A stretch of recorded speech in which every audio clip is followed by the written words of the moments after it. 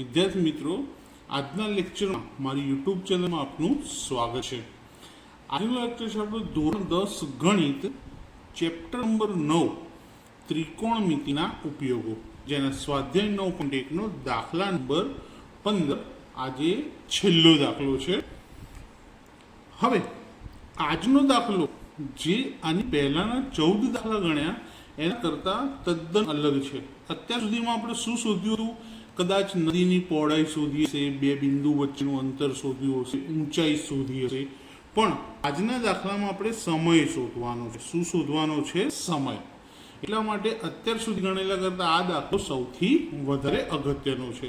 તો હું એવું ઈચ્છું છું કે આજનો વિડીયો એન્ડ સુધી પૂરો જોજો અને આ દાખલો નોટમાં 2 વખત ગણી લેજો તો પાક્કો થઈ જશે. તો શરૂઆત કરીએ કે એક સુરેખ માર્ગ ટાવર તરફ જાય છે. એટલે કે એક ટાવર છે અને આ એક માર્ગ એટલે કે રસ્તો છે. ટાવરની ટોચ પર રહે એક વ્યક્તિ, કે અહીંયાથી એક વ્યક્તિ, ટાવર તરફ અચળ ઝડપથી આવતી એક મોટર કાર. તો ટાવર તરફ આવતી એક મોટર કાર ના અવક્ષેપ કોણનું માપ 30° નોંધે છે.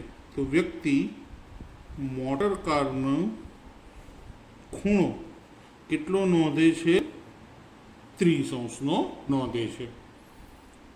6 સેકન્ડ પછી આ કારના અવક્ષેપ કોણનું માપ 60 થઈ જાય. હવે કાર ટાવર તરફ જઈ રહી છે એટલે કારનું સ્થાન બદલાશે. તો હવે કાર બિંદુ અહીંથી અહીં સુધી પહોંચી ગઈ ત્યારે ખૂણો કેટલો બની ગયો? 60. તો કારને ટાવર સુધી પહોંચતા પહેલા નામ નિર્દેશન આપી દઈએ. ટાવરને નામ આપીએ AB અને કારના બંને સ્થાનને C અને D આપીએ. પહેલા કાર હતી D બિંદુ ઉપર. કેટલી સેકન્ડ પછી? તો 6 સેકન્ડ પછી કાર પહોંચી C બિંદુ ઉપર.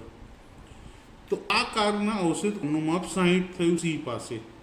તો હવે કારને ટાવર સુધી પહોંચતા એટલે કે C થી D બિંદુ સુધી પહોંચતા કેટલો સમય લાગશે તે આપણે શોધવાનું છે.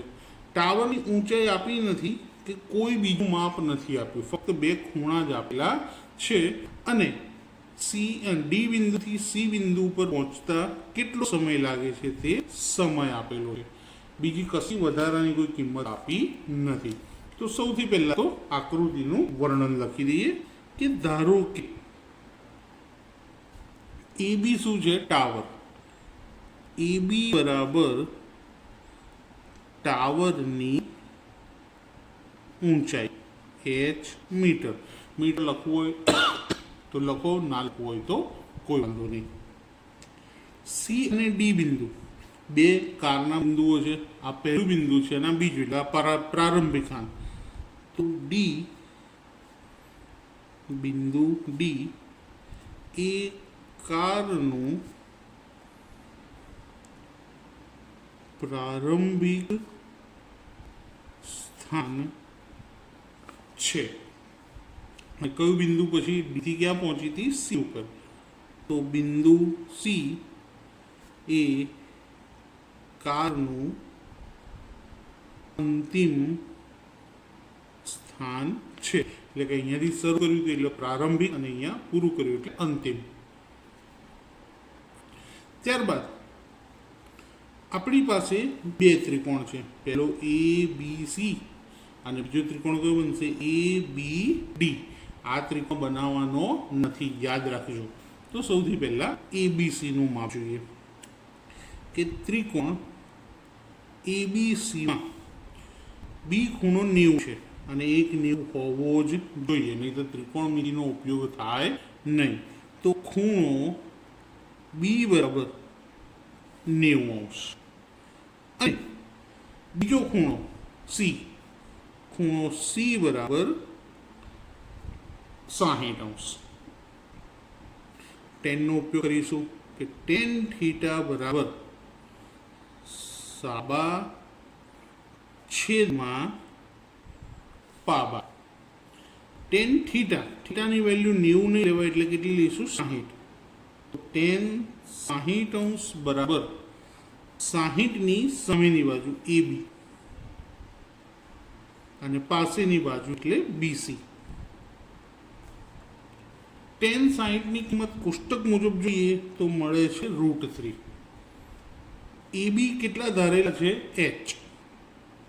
BC ખબર નથી. હવે આપણે BC નું માપ શોધવું છે તો આપણે શું કરશું? BC ને છેદમાંથી અંશમાં લઈ જઈશું અને √3 H ના છેદમાં લાવી દઈશું કે આ બંનેની જગ્યા બદલી દીધી. હવે છેદમાં √3 ચાલે નહીં તો અંશમાં પણ √3 વડે અને છેદમાં √3 વડે ગુણી લઈશું. તો BC બરાબર H ને √3 સાથે ગુણીએ તો √3H છેદમાં √3 ને √3 સાથે ગુણીએ તો શું થઈ જશે? 3 થઈ જશે. એટલે આપણને આટલું અંતર મળી ગયું BC, કે કારના અંતિમ બિંદુથી ટાવર સુધીનું અંતર, કે આટલું અંતર એટલે કે √3H છેદમાં 3 જેટલું અંતર કાપતા કેટલો સમય લાગે. હવે બીજા ત્રિકોણની ચર્ચા કરીએ. બીજો ત્રિકોણ છે ABD. ત્રિકોણ ABD માં અહીંયા પણ ખૂણો B બરાબર કેટલો રહેશે? 90 અને D કેટલો રહેશે? 30°. અહીંયા પણ tan H કે tan θ બરાબર સાબા છેદમાં આબા. θ 30. tan 30° બરાબર સામેની બાજુ તો 30ની સામેની બાજુ AB અને પાસેની બાજુ BD. AB upon BD. tan 30ની કિંમત 1/√3. AB નું માપ H અહીંયા ધારેલી લખેલું છે આપણે. BD ના બે ભાગ પડે છે. જો આ BD આખો એના બે ભાગ, પહેલો ભાગ B થી C સુધી, બીજો ભાગ C થી D સુધી. તો બે ભાગ શું પડશે? પહેલો BC અને બીજો CD. 1/√3 સામે એટલે કે √3 કોની જોડે ગુણાશે? H જોડે, અને આ છેદ ક્યાં આવી જશે? અંશમાં. તો BC વત્તા CD બરાબર √3H. હવે આ બે બાજુઓ છે BC અને CD, એમાંથી એકનું માપ આપણે શોધી કાઢ્યું. કોનું? BC નું. અહીંયા મૂકી શકાય તો BC જગ્યાએ લખીએ √3H છેદમાં 3 એની કિંમત વત્તા CD બરાબર √3H. આ કિંમત સામે લઈ જઈએ તો પ્લસની શું થઈ જશે? માઇનસ. CD ત્યાંના ત્યાં જ. √3H માઇનસ √3H છેદમાં 3.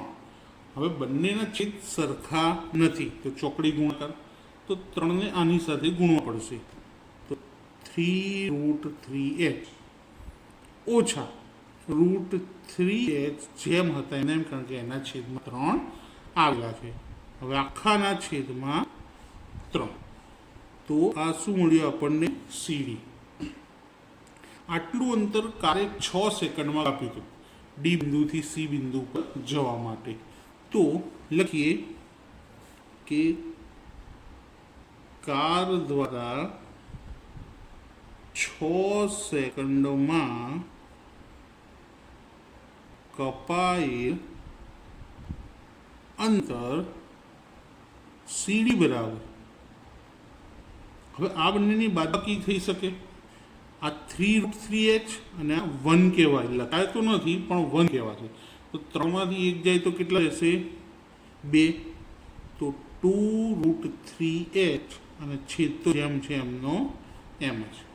તો કારે 6 સેકન્ડમાં આટલું અંતર કાપ્યું.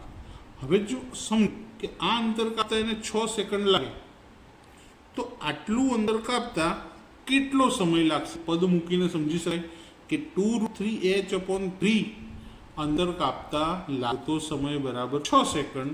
તો √3H/3 અંતર કાપતા લાગતો સમય કેટલો? પદ મૂકીએ કે 2√3H/3 જેટલું અંતર કાપતા લાગતો સમય બરાબર 6 સેકન્ડ. તો √3h/3 જેટલું અંતર કાપતા લાગતો સમય બરાબર કેટલો? હવે √3h/3 ને 6 સાથે ગુણવા પડશે. તો √3h/3 ગુણ્યા કેટલા? 6. અને આ ક્યાં આવશે? છેદમાં. આ બંનેના છેદમાં 2√3h/3. બંનેના છેદ સરખા છે. જો તો 3 શું થઈ ગયા?